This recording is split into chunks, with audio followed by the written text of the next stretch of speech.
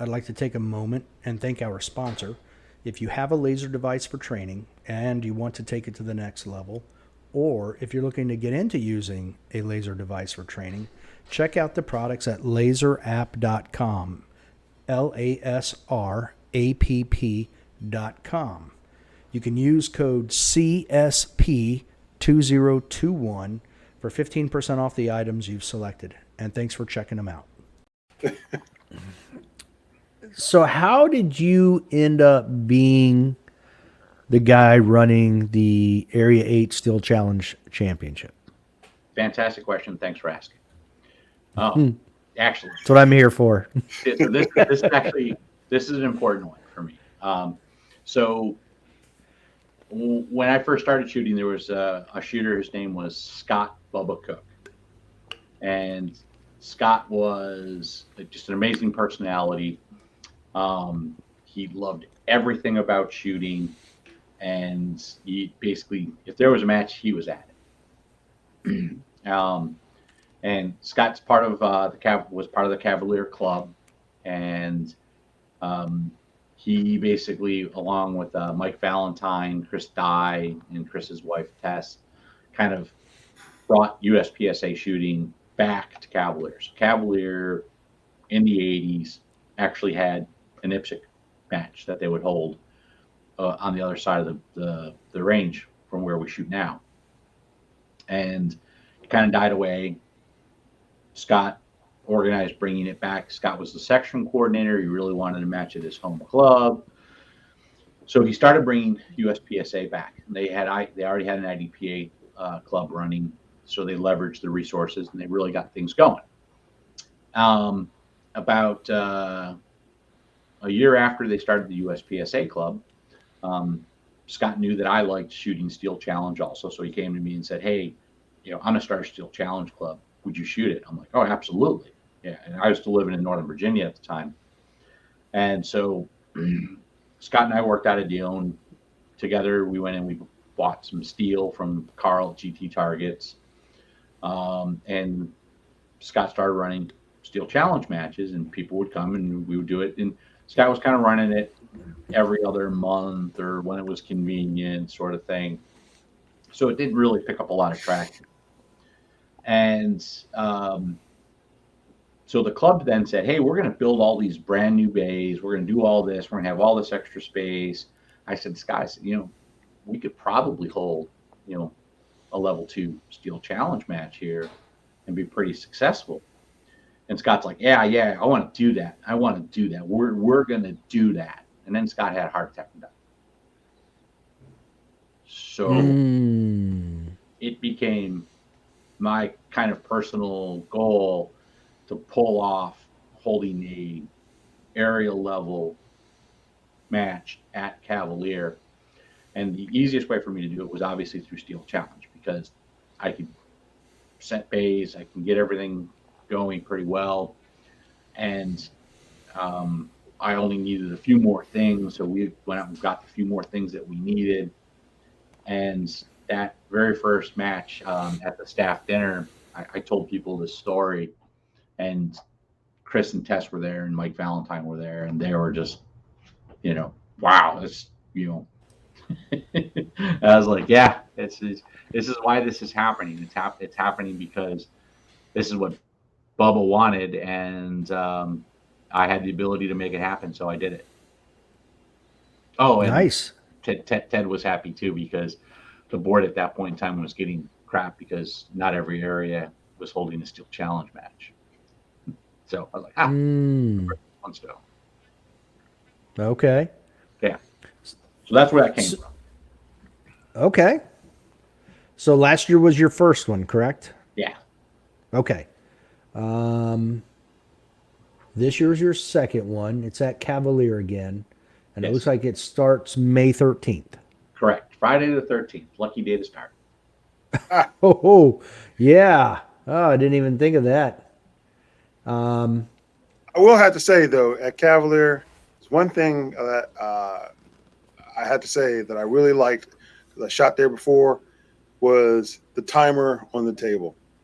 That was just pretty awesome, Yeah, the big board? right there. Yes. Yeah. Yeah, those. So Yep. that. Yeah, I love that thing. Yeah. Yeah, that's actually. So those those exist for two reasons, and they're actually in the club's possession for one of these two reasons. The first reason that they exist is the CED up in Pennsylvania. The guy who owns that, Brian, him and Saul, but they shoot internationally a lot, and they shoot a lot of airsoft stuff. And so they would have their timers set to so soft of pickup that they actually had to put the big boards back in the back because that's where they scored everything. So they created that out of necessity. Then the USPSA necessity happened because of a guy named Paul Hendricks. And so I don't know if you guys are familiar. There was a shooter who was a CRO at major matches all across the country, nationals. And you might have ever heard the thing, "Don't plus two me, bro." Right? Yeah, I heard the story. Paul was famous for blah, blah, blah, blah, blah, blah, blah, shooting, right? 13 seconds. When reality your time was 12 seconds or 11 seconds. But if you were his friend, 9 seconds. Boop, clear the timer. And he literally cost people money, financial gain, money in 3-gun matches, in national championship matches. Wow. He was removed from the sport. He was, don't come here and don't play no more. Right. And it was right at that time, and we were running the Virginia Maryland match, and Scott Bubba Cook was like, "I am not going to have any hanky panky. Everyone's going to see what the time is." He went to CED, struck a deal with them, and bought 10 big boards. And we put those suckers out on every stage, and there was no questions. Didn't matter what the RO did. When that timer stopped at that last shot, it showed up on that big board. Done. Yeah. Yeah, I like those things. They're awesome. Yeah. Now, so the advent from that is now, the Practice Score Commander and the other Bluetooth enabled connectivities. And they have a little bit of, there's a learning curve still with those, and there's some great benefits to them because they add all your splits and all that other stuff into your your score. But they have a very short range, very limited range. That Bluetooth range is 30 feet at best. If that tablet out of that, it's not going to pick it up. You have to sync it back and pull it down. Whereas with the big boards, they're a RF, and their range is closer to 75 feet. Right. Oh, well, and that would answer that's why, because I asked Foley about those also. Right. I'm like, hey, I said that, I forget which, it was Area 8, not last year, the year before, so 2020. Yep. That's where Nils beat Mason, I think, for production. Yeah. And come to find out, some people were saying, well, there was a timing error where some shots may not have been picked up. Yep. Or there was some, either it wasn't picked up or it was read incorrectly. There was some snafu. Yeah. As I understand it, there was one RO who ran Nils, didn't catch the last shot because he had his hand behind his back already, protecting the timer, and the other RO actually left the timer out and caught Mason's rack. Oh, wow. So, and that's where the disparity was. And, okay. Video is like, you can see the RO's like, whoop. And, right. The other RO is still like doing this, when Mason's clearing his gun. But that's where I mentioned those boards to Foley. I was like, why not have those at area matches where you can put those out? And the thing he brought up was, well, they're Bluetooth, and when you have a dynamic stage, you're probably not going to be close enough to pick it up anyway. Yeah, I did not realize those were RF. Yeah, these are So these are RF. The practice score, commander links, those are all Bluetooth. Right. You know, that's an open proprietary technology.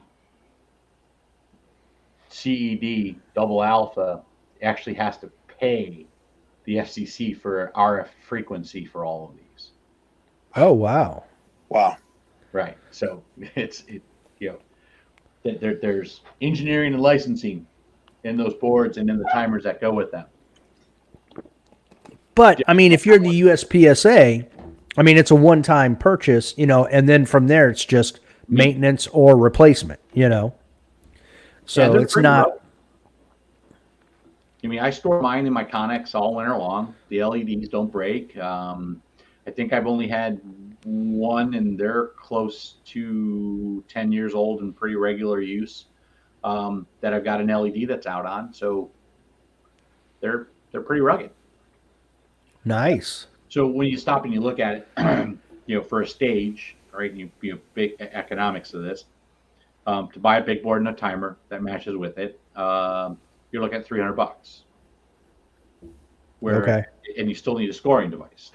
So, whereas what they've done with the Commander and the Pocket Pro 2E that has the Bluetooth in it, what they've basically done is they built a Bluetooth link between the tablet and the device, the timer device, and they can pay for a $200 timer and a $100 tablet and be $300 and get the same effect. They just scoring RO is kind of, especially at nationals and area matches, supposed to be watching, not scoring for foot faults and penalties and muzzle and right. other things that the ROs and CROs are supposed to be doing to safely conduct you through this course, and not worrying about, am I in 30 feet?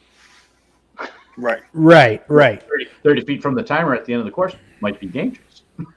Right. Yeah. Well, and I'm getting a little bit off track here, but one of the reasons I was talking to him was, trying to make this more of a spectator sport. Like, let's say, what's the name of the range there in Grand Junction, Colorado? Oh, where they're holding nationals this year. Yeah. Yeah. So that whole place is wired for sound. Yes, it is. And when I talked to Jim McBurnett about it, he was the one who was one of the people who, he did all that stuff, or his company. And I was like, you can put a camera on every single stage and live stream the entire thing. Then, if you were to take one of those big boards and put them up on top of a wall, like almost in the middle of the stage where it's visible by the camera, when that stage is done, when Nils is done shooting, his time would be up on the board, and people watching, streaming, would be like, wow, that's pretty solid. Then if there was another, if there was a way that, go ahead. You got to remember, this is a convenient size, right? Because it stores easy, does what it's got to do. There's nothing saying you can't make this 8 foot tall. Right. It's just an LED. It's pretty damn basic. And it's just the cost, right? You know? So actually, I was having this exact conversation about the viability of mainstreaming, if you will, practical shooting. And so Steel Challenge was initially designed, incentivized, thought of as a televisable shooting sport, because you could actually have a camera mounted kind of obtusely behind the shooter's box that would see all the steel. You could see the shooter, and the participants, video-wise, could see what's actually going on. They could see the shoot. They could see the movements. They could see the hits. they could see that they could hear the report of the steel being rung, and it's interactive. It's instant gratification. There's not this everybody walks around, right? It's just because that's boring. That's not TV, right? Right. You don't spend time watching a golf tournament watching the guys walk from hole to hole. You Correct. shoot, and then you go to a different guy and you see him shoot. So you have to get that boring part out. And the problem is the rest of practical shooting, no matter what it is, 3-gun, USPSA, IDPA, 80% of the time is the boring part. So when you live stream an event like that, what do you do for that 80% of the time? Do you have color commentators? Do you have, oh, did you see that? Did you that brass ejected in that perfect pattern? What kind of yeah? No, yeah, ridiculous. John Madden, you need a gun to shoot, right? But Steel Challenge is actually designed for television. That's what it was originally designed for. It was designed to be on television. And in Southern California and Arizona, they actually ran PBS broadcasts where they would do weeknight Steel Challenge shooting under the lights at Rio Salado. Huh. And people watched it. The problem is there's PBS. There's no money. Mm-hmm. The Steel Challenge belonged to a different organization, and they pissed it away. USPSA bought it, and, TV's not where they want to spend money, and I can't blame them. Now, the improvements in live streaming, the improvements in web presence has radically changed over the last 30 years. And sure. We've live streamed a couple of national levels events. They're going to live stream the World Speed Shoot here, in a couple months. And that's going to be presentable, right? People can watch that because if they're engineering it correctly and they've got camera on bay 1, camera on bay 2, camera on bay 3, camera on bay 4, they can intentionally stagger the shooters or the video feed so that, hey, you know what, on stage 1, here's Max Michel. Hey, on stage 2, North. Right? And here on stage 3, here's Casey Eusebio. Right? What the hell just happened? And then they're like, oh, and here's Grant Gunkel on stage 8. What the hell happened? And then, oh, here's Kevin McPhee shooting stage 1. Bang, bang, bang. Right? It's not the same, the same thing, right? But that's essentially what you're going to get. But if you had a commentary, you could say, now Kevin's going to show us what they're doing on these stages so you can see. Right. There you go.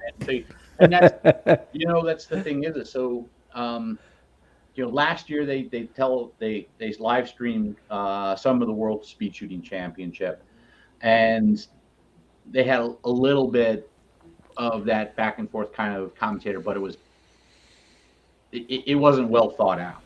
It was their first real event that they were trying to live stream. They had some, I'll call them obtuse camera angles that weren't very good, conductive to what they were trying to do. They were focused on the shooter. Well, the problem is if you go back and you watch those old PBS broadcasts, it was not looking at the shooter. It was basically looking over the shooter's shoulder so you could see the steel and see the gun. And that's what yeah. Like you would see in a lot of the video games. Right. You can get that over the shoulder look. Right. I think that's a great idea. I also like the fact that, watching nationals, was it last year? At Talladega, it was nice. It was great. But like you said, it seemed like it was like, okay, we're going to follow Super Squad and maybe a couple other shooters that are not with the Super Squad but are good, decent shooters. Yeah. But, I'm like, well, Dave was down there shooting, and I want to see Dave because he's my boy, we're co-hosting a podcast, and it's like, where's he at? I want to see him, it'd be cool, but you don't see it, I think it would be cool if it was feasible and it was available and it could be done, that they could put cameras up on all the stages. That way, if family members want to watch their family member shoot, but they can't make it to the actual competition, they can watch them. That's right. Yeah. So this is so I think it was 2018. Jake Martins, the director of media for the organization, at a board meeting, we were talking about Front Sight, and we were talking about how it's perceived, and what changes we wanted to make to Front Sight to make it more friendly. And one of the things that really that he brought up was, if you looked at a copy of Front Sight pre 2018, every picture of somebody shooting was somebody wearing a bowling shirt. It was name shooter so-and-so, name shooter so-and-so, sponsored shooter from Guacamole, sponsored shooter from CZ, sponsored shooter from, Smith & Wesson or, Springfield Armory. Right. And Jake was just like, that's not encouraging or the regular members. The guy who shows up and he's wearing, a t-shirt, right? Right. And there was actually a conscious effort by Jake to start taking pictures and accepting pictures for Front Sight articles that included everybody, not just the bowling shirt wearers. Right. And so I say it that way because, when you stop and look at it, we're NASCAR, right? When you got on your shirt, some guys wear stuff on their shirt. They have no relationship to the company at all. I like wearing match staff shirts a lot that still have all the logos on them. And, organizations like EGW, who've been perennial sponsors for Area 8 matches for 15 years plus, they love it when people show up and they're wearing an EGW shirt from a match 12 years ago. Or they're wearing, last year's Steel Challenge Championship or the Area 8 Championship. And for them, it's free advertising, right? Because the shooter who doesn't know what EGW is going to go, "What's EGW?" And then somebody's going to tell them. And it's part of our sport. But we also have to make sure that we get the inclusivity of the people who aren't wearing bowling shirts at matches inside of these magazines, so that the people who join the organization who don't have a bowling shirt realize that they don't have to have a bowling shirt to go out and have fun. Correct. Well, I think we should. I think we should start this at Cavalier, and we should start doing your own televised section from there, and who knows? Yeah, Huggy, I love you to death, but there is a specific thing that makes Cavalier the best gun range on the East Coast. I'm going to say Kevin McPhee. Nope. There's no cell signal. Yeah, there's no cell signal. He is right. It drives Bill Duda nuts. There's no. Yeah, there is none. Yeah. Well, I would have to say there, and Shadowhawk has a little bit. It's not the greatest, but there's some. There's some. Right.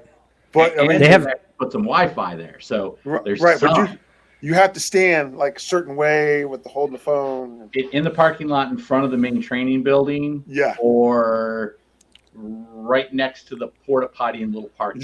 Yeah. Yeah. Yep. Yeah, that's when I usually get it. But you got to put your left hand on the porta potty. Exactly. Yeah. That very first match I was telling you guys that Lynn had, Chris Viverette and I are up in that clubhouse trying to actually get the scores pushed to a master tablet and then up to practice score. And we were there for 2.5 hours waiting for that score to push to practice score because that internet was so slow. Yeah. Yeah. Oh, wow. Brutal.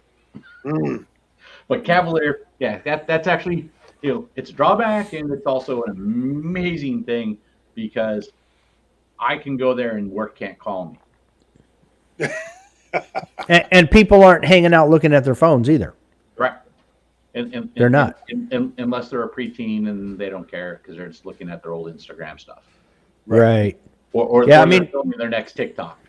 Right. Not The saying first time seen that happen, but I've seen that happen. First time I shot there, I thought my phone was going to die because I'm like, what? I got done with the match and I'm like, why am I like 20% on my battery? Sure. And then I realized the whole time it's trying to connect to the internet, to some type of cell signal, Yep. and it just wore my battery out. Oh yeah, yeah. But we learned one thing though. When Dave goes to Cavalier, he goes warp speed. I don't know how he does it, but when Leo and I were sitting there at a restaurant waiting for him to show up, and so because we had gotten there early, and so he sends us a little thing that shows him on the map saying leaving now, and it showed him, and we were like, oh, I can't remember. I think Glimpse was the app that. Yep, he sent. it's Glimpse. And so we're sitting there going like, oh, there he is. Okay. And we're sitting there laughing and talking, and we're watching him go down. And all of a sudden we're like, man, he's never going to get here in time. He's never going to get here in time. And then all of a sudden, it's just like that dot went from here and it just went Ashland. right. Well, Yep. how did he do that? We were like he found a black hole. We know he did. Yeah, it's it's kind of funny because it's there's certain places, getting to certain places in the DMV that it could be 100 yards away and it's still going to take you 30 minutes because you live in DMV. Right. And if you want to leave the DMV, you actually have to fight the gravitational suck of DC. Yes. And that extends now to basically just south of Fredericksburg. And once you get past that gravitational suck, you can actually travel at normal velocities, which in this case is 80 miles an hour. And that is actually why 95 got shut down in the snowstorm. It had nothing to do with the snow. It was the gravitational suck. Yeah, it's gravitational. Yep. Yep. Yeah. So everybody thought that was like, oh my God. No, you just got stuck in that gravitational pull. Yeah. That's just DC. That's all that is. Oh yeah. Yeah. That's why I like living out in Front Royal. I'm telling you, once the gravitational suck ends at pretty much Gainesville. Yes. Yeah. Going west, it ends at Gainesville. Coming south, it ends at basically Fredericksburg, just south of Fredericksburg. Yep. Yeah, Thornburg. Going north, it ends somewhere around Poughkeepsie, New York. Yeah.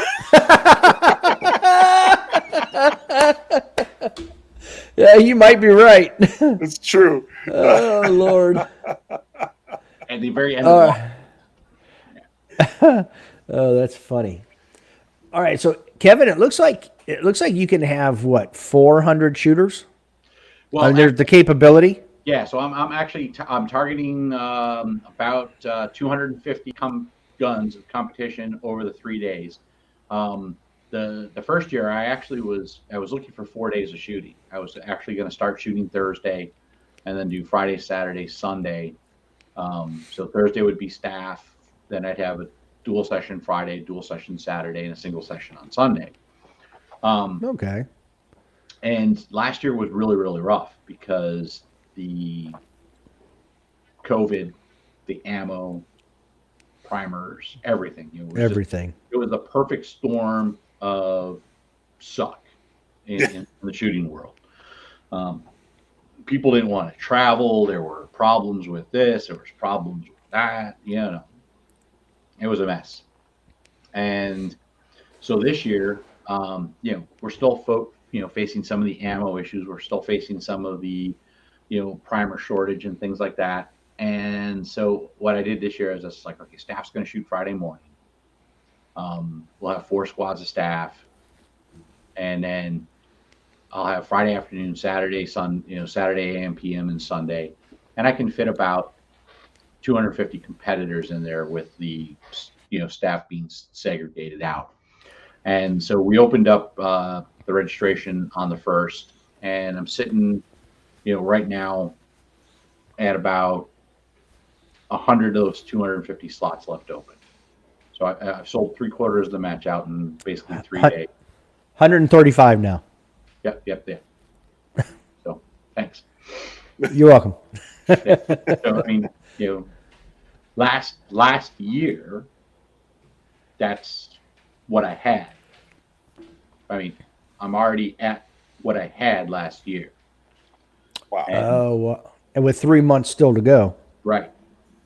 So I'm really hoping that, and if I push all the way up and there's people and there's wait list issue, I can actually rebalance my staff and have squads that have regular competitors on it on Friday morning, and that would be the best worst case scenario. Mm-hmm. And ultimately the goal would be to get it to a point where I'm running 300, 400 guns, at the match, but I gotta get past the ammo shortage. I gotta get past the primer shortage. I gotta get past COVID, and I think all matches kind of been seeing that. A lot of big matches, the attendance isn't as down, but this was a first year Steel Challenge match. It was at a club that's never held a big match, so there was a lot of what ifs and how comes that weren't quite answerable yet, and I think we solved a lot of the logistical problems. The match flowed great last year. Nobody waited for a bay, and everybody was done on time. Nice. Nice. Well, I'll make Okay. sure that there won't be a guy there with a 40 shooting steel. Yeah, so there's no problem with you shooting 40, Huggy. It's you just can't shoot subgun 40. No, it wasn't me. Trust me, it wasn't me. I shoot 9. This is my opportunity because that person's not here. That's right. That was Leo, right? Yeah. Yeah. It was Leo. Oh yeah. Trust me, I remember because my wife's like, "Where's all this spall coming from?" And I'm like, "That guy."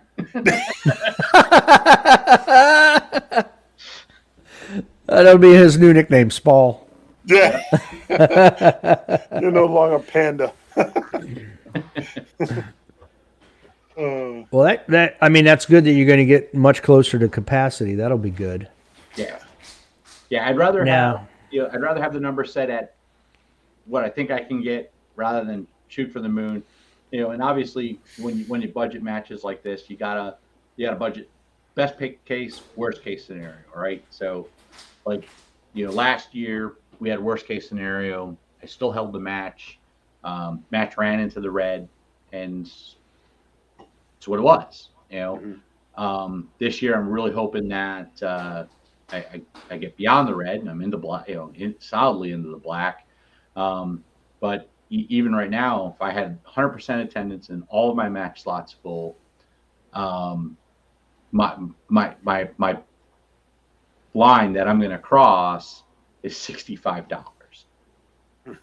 right? And it's just like, okay, it's $65. That doesn't eat into the loss from last year, but it's still not another loss. So that's what I'm shooting for: is run my match, do all the things that I need to do. Last year we cut out the shooting shirts for the competitors because it's basically $2,000. I can't afford it. And Bill at Go Fast Don't Suck actually helped me out a lot with banners and signage and staff gifts. And Bill really stepped up and did amazing things. And Bill and I have been friends for years, and it's great having him in the shooting sports in that capacity, because he cares about the shooters, and he does it. He's not doing it because he wants to make a lot of money. He's doing it because it's fun, it's cool, and he cares about the shooters. And that's, You're absolutely right. I love Bill. I mean, hell, I even got my own banner. He says I'm special. There you go. Special ed? Yeah. That's what I think he thinks about me. Yeah. So is Bill going to be out there again this year? Yeah, absolutely. Okay. So EGW is the main sponsor. Who do you, and I take it Bill's somewhat like a sponsor as well. I mean, with as much help. So who else do you have? Bill a stage sponsor. So I, obviously EGW, Hunter's Gold, We're waiting on some details from Tandem Cross and Phil Colson and let's see here, Ruger. So we've reached out. They've contacted us back in a lot of situations, but we're just trying to figure out what they can do, what they can't do for us for this year. So this, like last year, really I had 3 sponsors last year. I had Hunter's Gold. Brian's always great. I had Bill, and I had GT Targets, who basically is our target supplier. So obviously GT Targets is back again because we're still using GT Targets, and Carl McKeever up at GT Targets he's great to work. He's easy. So we're doing that. EGW. Obviously I built a relationship with them before I became the area director. We used them for Virginia, Maryland. I was the staff coordinator or the sponsor coordinator for three years in a row for the Maryland match, and then the year that Bill and I did it, I took that on along with being the range master that year, and that was painful because sponsor coordinating is a separate skill. I mean, it is the ultimate. It's herding blind cats. There you go. Yeah. So we're looking at some more sponsors, which is kind of good this year. I'm hoping that everybody who I contacted reaches out and supports the match. Obviously, there's 8 stage sponsors, and so some of the organizations asked if they could do division sponsorship. So we're looking at that. Okay, that's not too shabby. No, it's it'll be fun. Now we're obviously I've been to Cavalier quite a few times, but their where they shoot most of their action pistol stuff, there aren't enough bays to do. One moment. Yeah, the dog. I love the dog. Yeah. Yeah. There aren't enough bays right there to hold all 8 stages. So how are you guys setting up Cavalier for all 8 stages? So what we did last year and what we're doing again this year. Actually, here I've got a better map. Let me Okay. find it here.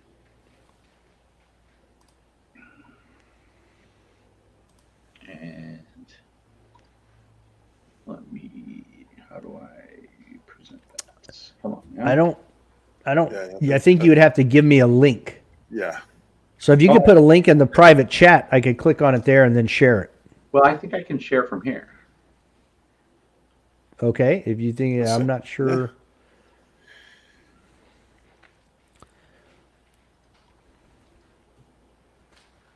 Let me share this, and I'll make. Oh yeah, you do have a share button. Oops, nope, that's too big. So, Wow. I don't see anything. Oh, stand by. There we go. There you go. How's that? All right. Yeah. So this is the layout, right? So this is generally where we hold our action pistol bays right here, where we run 108s, 106, 105, the vendor area. This is generally where we hold our regular matches. So that we basically expand. Right. And we've got these 3 bays here. Hums. Good dog. Yeah. Yeah. So, but I was just looking and I'm like, it looks like unless I'm just looking at it backwards, because it looks like it's turned around from what it used to be before. Nope, it's just turned sideways so that it fits in the matchbook better. Okay. Right. So this is north. The club entrance is over here. Okay. This is the lake. Okay. Right. So then this is our 650-yard line. And we actually have bays that are down here along this edge. Mm-hmm. That's where we used to hold our matches. Okay. And Okay. when we built these, we only use these now for big matches. Gotcha. So, and then we've got, this huge field here for parking. We've got a big parking area up here. So this parking area up here is actually designed to fit 50 cars is what it's Okay. designed for, 50 cars. And then this down here is obviously three times the size. Right. So what we're going to do differently this year that we didn't have the ability to do last year is there's a cut through that's right here. And we had that cut through open to get up here to this bay and back up here across the bridge to the vendor areas. Mm-hmm. We're actually going to have a shuttle or basically a big golf cart that can take competitors from the vendor area up to 104. So you shoot this in zones, right? So you're going to start down here. You're going to shoot these 4 stages. Right. And then you come up here and you're going to shoot these 4 stages. Gotcha. So when it's your turn to go out here to 104, which is up a little hill, we'll have a shuttle for people who a little older, have bad knees, bad back, that we can then drive them up there. And Can you maximize that window? what's that? Can you maximize that window? Better? Oh, okay. I thought it would expand the map, but the map looks the same size. There we go. There you go. Yeah, that's Little little big. Just right there. Perfect. Yeah, that's perfect. Okay. Yeah. Okay. Yep. So we've got this area here, right? So we got our connexes here. So last year, we set up the tent with all the tables to sit down and eat lunch and breakfast at, and then we've got all this area here that we can set vendors up at. And so last year we had Ear Inc. out there, Brian Abbott, Safety Systems. We had Bill Duda stuff. We had GT. Bill Duda was kind of doing Hunter's Gold and some stuff. And so hopefully this year, we'll get some more interest from the vendors. One of the other vendors that we asked to participate, we're waiting to hear back from is Seymour, right? And they're right here in Virginia. Mm-hmm. So hopefully maybe, Seymour will come down, see what we can do. One of the other things that we're going to do is we're going to try and hold like a side match here in this to do a raffle for our pack that we have at the club that helps us support political, Oh, action committee. Yeah. Yeah. Okay. Wow. Can you elaborate at all on what the side match might be? We haven't figured out what we're going to do yet, but most likely our plan is to actually do a Texas Star shotgun shoot and raffle off the shotgun. Wow. Oh, wow. So Okay. that's our goal. We're working with Green Top, trying to get them to get us a deal on a shotgun and ammo, and then do $5. You do a $10 entry. $5 of it goes to pack. $5 it goes towards paying for the shotgun, and then raffle off the shotgun. Nice. Very Okay. cool. Very cool. Yeah, that is very cool. That's a good drawing of where everything's going to be. Lays it out well. Yeah. So the nice thing about this is one of the shooters, Wade Shannon, actually he sent me a pic in a text message, and I was like, "Where did you get this? Where did you get this mostly up to date modern picture of the club?" Yeah. And so where I work, I actually have access to Google Pro Earth, which is constantly updated. And the only picture they have of the club was updated in 2007 before we built any of the stuff. And that's the pic that you threw up. Right? Yeah. And I'm like, where did you get this? And he's just like, oh, yeah, I just Googled it. And I'm like, no, I've Googled this 100 times. And he sent me this. And my wife and I just went through and, put all this stuff on there and said, here we go. Wow. Wow. Huh. Now, He- I remember the last time I was there, I thought I saw a campground across Yeah, so right across the lake, there's some Yeah. camping. It's all primitive camping. There's no hookups for things. We've got a couple people who are going to camp with us. So last year, Kurt camped with us, and so this year we've got two other people that are going to camp. So we're going to have a little group of people over there at the campground. Very nice. Yep. I think that's actually kind of cool. I have a camper myself, and I would love to have places where it's like you can go camping and be like right next to or near the shooting venue, to go shoot and then everything. And then once you're done, going back to your camper, chilling out, relaxing, nice little barn fire or whatever. Yeah. Yeah, our club actually. So what we've just finished up building here. I'll stop sharing so we can go back to having a real conversation. So the club actually, we just built a pavilion, covered pavilion, concrete patio, picnic tables and stuff over there, across from our 100-yard line where the camping area is, and we're actually getting ready to do a renovation on our bathroom facilities, modernize those. So in our bathrooms, at the club, we've got a shower, we've got running water, all that stuff, and so what's really nice is we get club members. My wife and I we live 24 minutes away. We'll go camping, Right. Because you can basically set up real quick. You can shoot. You can do whatever you want to do, and then once shooting's done, you walk over to the pier and you start fishing.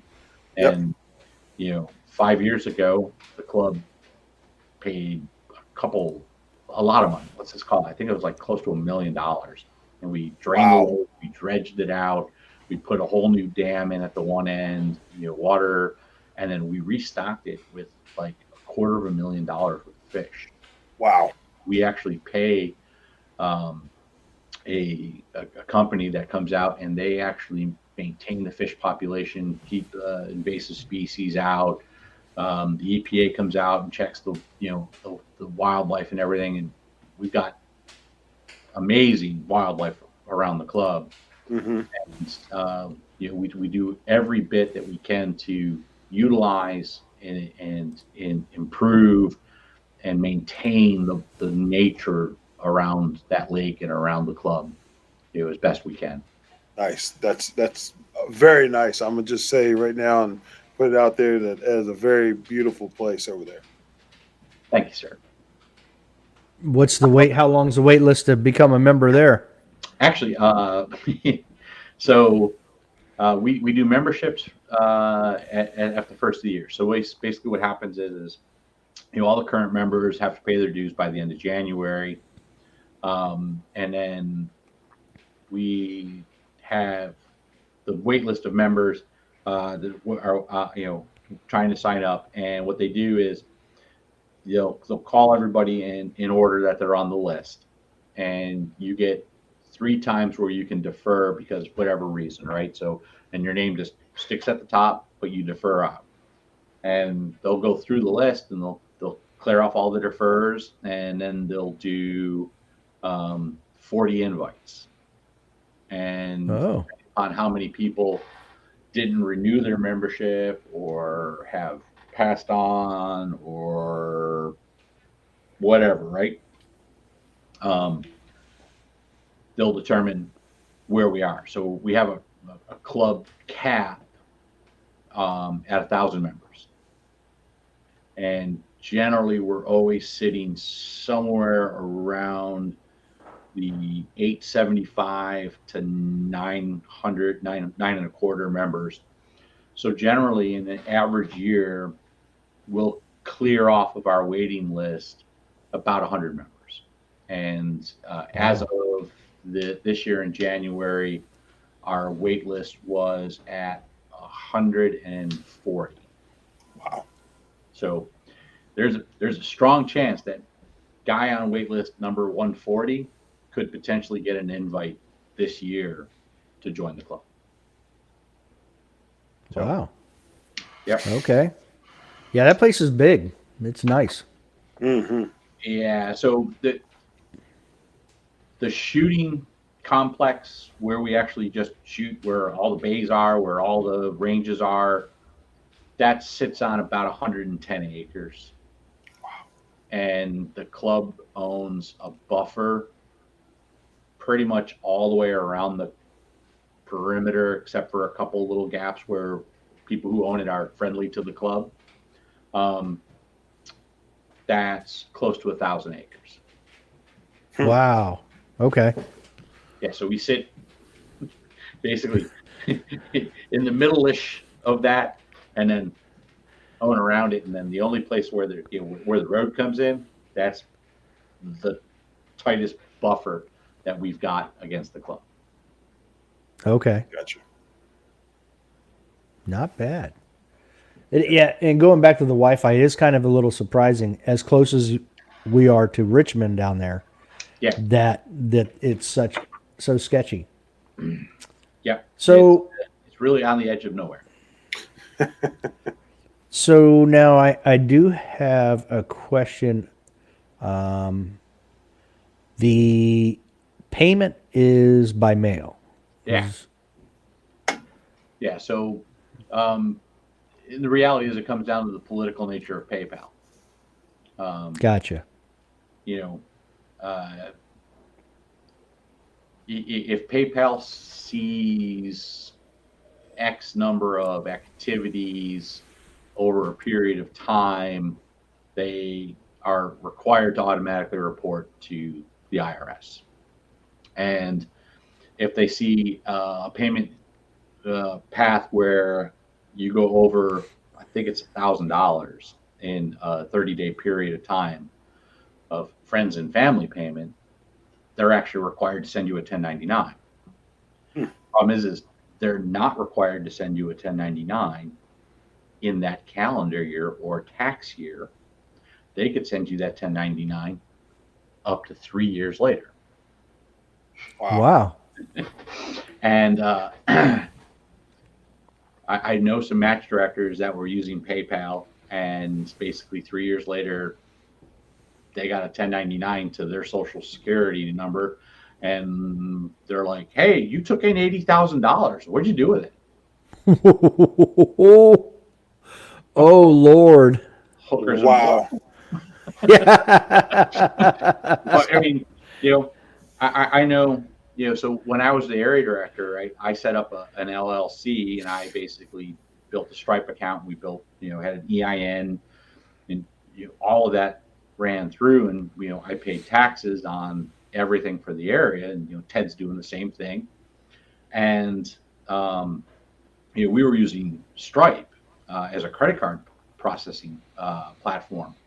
So, my first year as area director, we were charging $165 for the match. Well, immediately $10 of that went to Stripe, just like that, right, for processing fee. And if you had to do a refund, or you had to do a partial refund, then you lost another 5%. And once you got to a certain dollar value, they took another cut, and it was just, it wasn't worth the effort. And it makes it very convenient and easy for the shooters, right? Hey, I put my credit card in, I can squad right away. Yay, I'm going. But the match incurs a lot of penalties, a lot of fees, a lot of problems after the match to have that convenience. And I had a lot of shooters ask me, "Hey, how come we can't use PayPal or Venmo or this or that?" And I'm like, well, the IRS has rules that those guys have to play by, and when you start sending that to a private account, that triggers after a certain dollar value, and I'm not even at a quarter of the budget of what we were doing for the area match, for the USPSA area match, for running the steel match. And when you stop and think about that, an average area match is bringing in $80,000-$90,000 of income, and getting all of that money in a 2-week period, essentially. Red flags, throw them up. read people. Oh yeah. Right. Yeah. So, so what my wife and I did is, we set up another account through a credit union. Um, we formed a little BSL LLC, and we have it assigned to that with the tax identity number, so it's not us. But to avoid the fees, to avoid the IRS hassle, to avoid all of the crazy, I take checks. Makes sense. Yeah, Yep. is it a pain because you got to go find your checkbook? Sorry.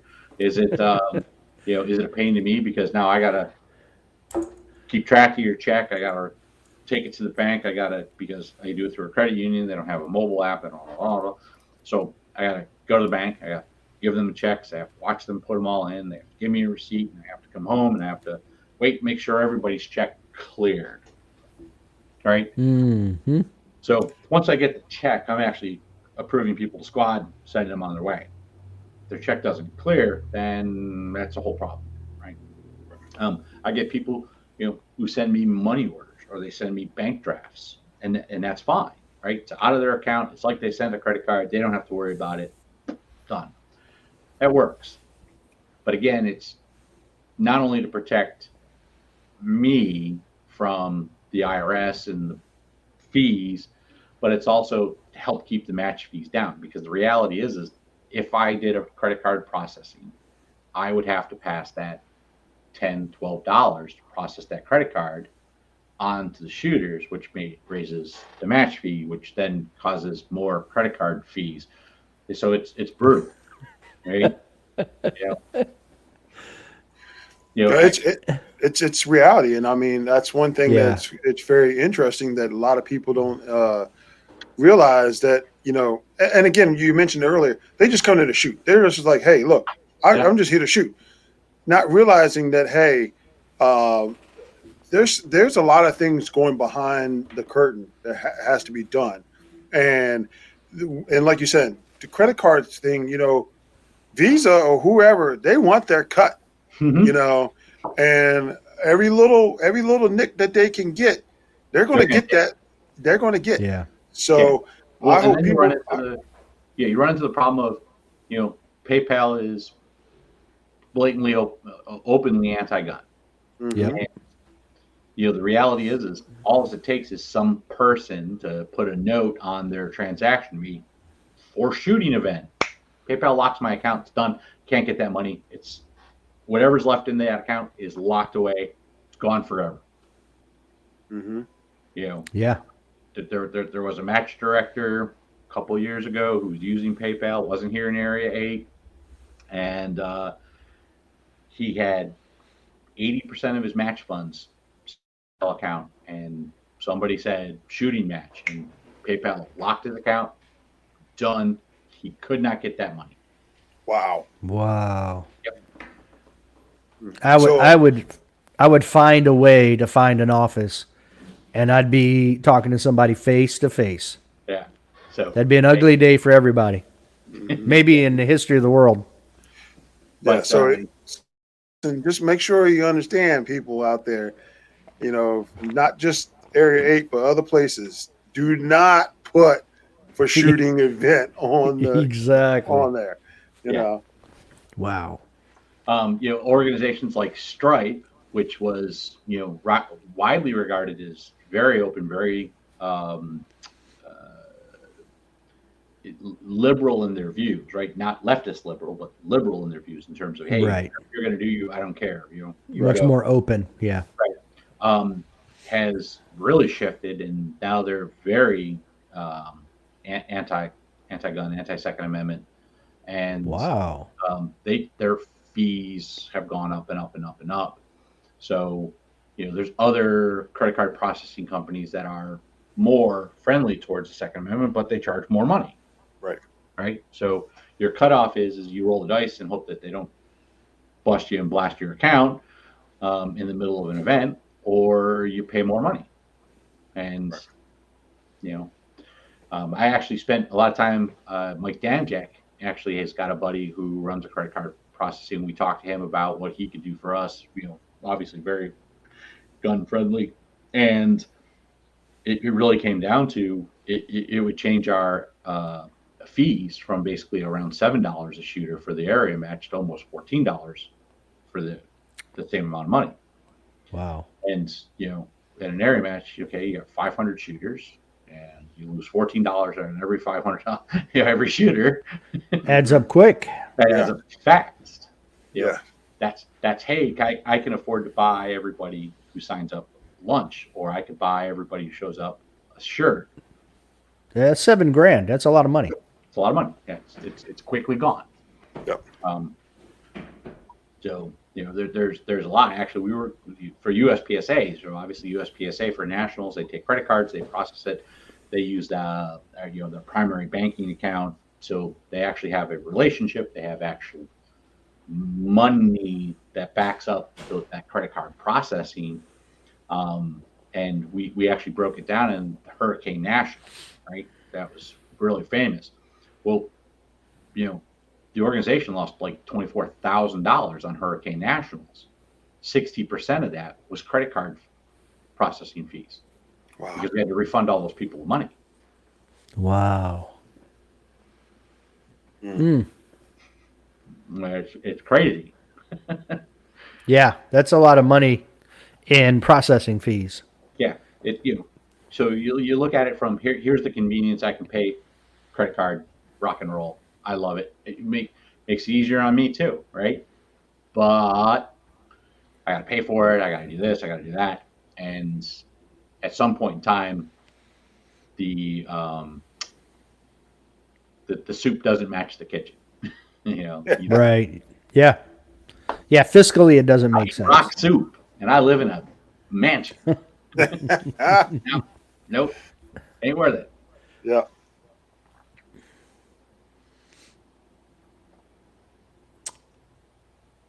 Is there anything more you want to add about the Steel Championship?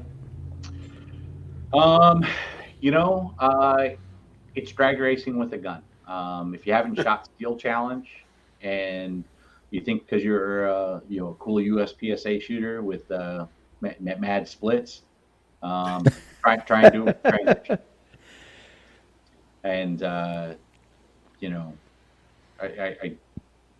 I've seen many GM USPSA shooters humbled on Steel Challenge stages.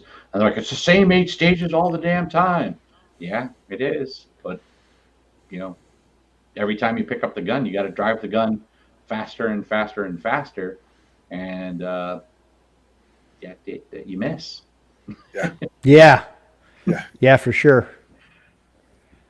Okay. Well, those are all the questions I have. Huggy, you have anything else? No, I just want to say again, thanks. I've had a wonderful time. Kevin, you're an awesome person. I hope to see you, at a couple of matches. And, Yep. We'll be out, and I'm plan on coming up for Shadowhawk a couple times this year. Fredericksburg is probably going to happen. Obviously, you guys come down to Cavalier for USPSA, or come on down for my monthly steel match. We do that too every month. Second Saturday. So yeah. I will be definitely coming out and playing with you guys. Awesome. I appreciate this, guy. Thanks for letting me come on and pimp my match and tell you little stories and. It was an education. Yeah. Educate people on how much it costs to do things. Yes. Think about this. Why am I paying $180 to go shoot an area match? Well, an area match has 50, 60 staff members in it. Those staff members have to stay in a hotel for 3 or 4 nights. The average bill for my area matches was $25,000 for hotels. Wow. Think about that. Not cheap. No. Goodness gracious. Because you know what? You could put everybody in a Motel 6.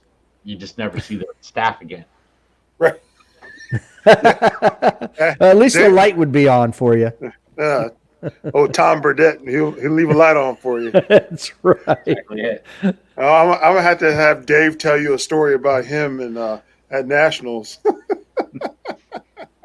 With Wait, the dog, what store? The dog, Oh. you and Leo. Yeah, another time. yeah, it is. I'm famous for staying at motels, not hotels. So, and so I told Leo, I was like, "Hey, I stayed at this place for the Florida Open. It's 25 minutes from the range. The year earlier, he went to Frostproof, and he was like an hour or an hour and a half away from the range, one way. Yeah. I was like, oh no, this is like 25 minutes. And I'm like, you can park right outside the room. So I just back up, whatever stuff I need, I can grab, bring in the room. So I forget what day it was, second or third day of the match, Nationals in 2020. We come out, and there's some dogs roaming the area. And I guess they looked at Leo, and they're like, hey, this looks like a big, raw prime rib. And started to get aggressive. So Leo's like getting ready to go back in and get his gun. And I'm like, no, I got it. And I did my whole dog thing. I mean, I've had big dogs my whole life. I've been in more dog fights than people fights. So I let them know who the alpha dog was. Next thing you know, they're like running across the parking lot. That's all. Yeah. It was a good time. That was actually Leo always the challenges with Frostproof, right? Great range, but if you wanted to stay in a decent hotel where your life wasn't constantly in danger from roving packs of dogs, you basically had to drive an hour. Yeah. The first time I went down there, Clay Clem, Kelly Cobean, Alex, and I jumped in a car and drove down to Frostproof, and we stayed at Sebring at the racetrack. Yeah, and we stayed in Sebring. That was amazing. Because literally, you wake up and it's you go to bed. Who picked this hotel? Yeah, we stayed in North Sebring. So, they stayed at this one hotel. I stayed at another hotel down the road. I'm like, yeah, I'm going to go to the Holiday Inn. Yeah, but hold on now. You had your wife with you too. Yeah. We did not. Yeah, I don't care what, I always say, if it has walls and a roof and running water, that's all I need. I'm good. But I will have to say, we did find the best hole in the wall restaurant though. Yes, we did. It's called Turkey Tavern. There you go. It's camouflage. Yeah. The other thing with staff though in a hotel is if you put them in a hotel that's got a crappy bed, by the third day of shooting, they're so miserable that you're guaranteed to DQ the super squad because the staff is hurt, they're tired, their back is stiff, the beds suck, the showers are small and cold. You want that staff back? You want those people happy on Sunday?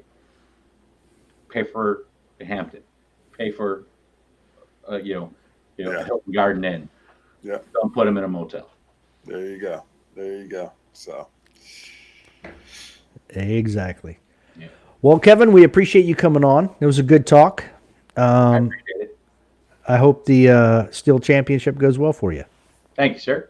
And I'll see you guys on the range. Absolutely. Until next time. Don't be a little bitch. Yeah.